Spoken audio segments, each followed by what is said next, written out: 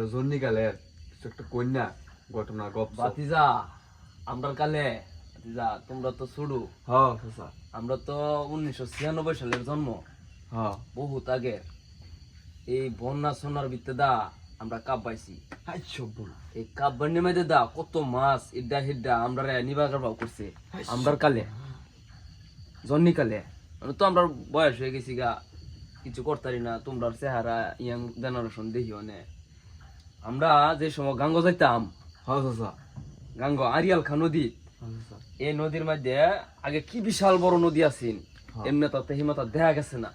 জন্নিকালে নামটা জীবন তার গুন্ড মনে আছে হ্যাঁ বাতিজা বুঝছো দেখা যা তুমি যে কিছু গপের মধ্যে আসো পরে আমরা যখন গিয়ে নামছি নদীটার মধ্যে গাঙ্গ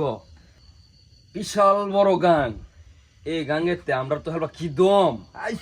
জন্নিকালে 5 ডেক 6 ডেক ভাতি খাইছি আমরা 3 ডেক ছানুই খাইছি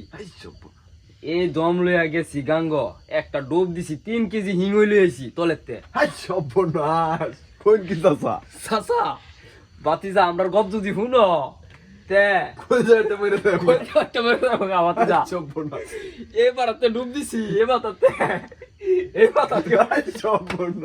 বাতিজা তুমি যদি গপ শুনো তে বাতিজা তুই কই জন্নিকা লেবালা আছিস হাই সব বনাস